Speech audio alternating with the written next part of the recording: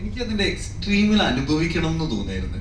Mummy എന്റെ as an artist എനിക്ക് അത് അത് നടക്കാവുന്നതിൽ ഏറ്റവും വലിയ ഇപ്പോൾ അതിലെ മാറ്റ് എന്ന് പറഞ്ഞ സാധനം ഉണ്ടായിരുന്നില്ല.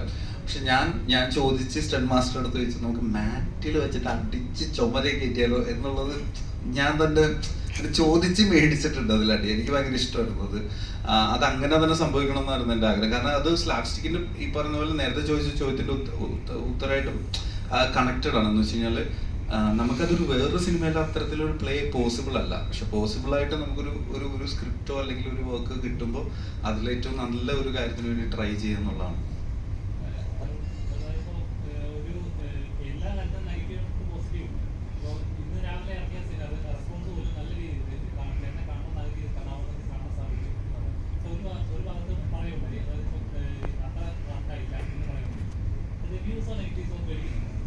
റിവ്യൂസ് നെഗറ്റീവ്സ് പേടിക്കുന്ന വെച്ചാൽ നമ്മുടെ ആക്ടർ എന്നുള്ള രീതിയിൽ നമ്മൾ സിനിമയിൽ മാത്രം നിൽക്കുന്നതാണ്.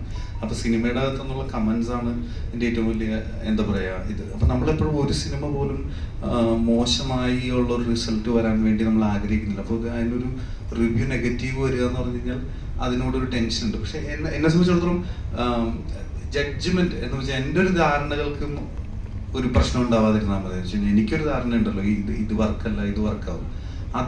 അതിൽ ഞാൻ കൺഫ്യൂസ്ഡ് ആവാതിരുന്നാൽ മതി എന്ന് മാത്രമേ എനിക്ക് തോന്നിയിട്ടുള്ളൂ. അതല്ലാതെ ഇതിനെ പേടിക്കേണ്ട കാര്യമില്ല. കാരണം ജെനുവിൻ ആയിട്ടുള്ള അഭിപ്രായങ്ങൾ എല്ലാവർക്കും പറയാം. പിന്നെ എന്താ പറയാ, പക്ഷെ ഇപ്പൊ അങ്ങനെയല്ലല്ലോ. കുറച്ചൊക്കെ മാർക്കറ്റിന്റെ സ്വഭാവത്തിനനുസരിച്ച് കോമ്പറ്റീഷന്റെ നേച്ചറിനനുസരിച്ച് ഒറിജിനാലിറ്റി കുറച്ച് നമുക്ക് കൈമോശം പറ്റിയിട്ടുണ്ട് അല്ലേ. ആ ഒരു ഒറിജിനാലിറ്റി മിസ്സായിട്ടുണ്ട്. അപ്പൊ ആ ഒറിജിനാലിറ്റി മിസ്സായത് കൊണ്ട് ആ ഒറിജിനൽ അല്ലാത്ത റിവ്യൂസിനെ നമ്മൾ പേടിക്കേണ്ടി വരാറുണ്ട്.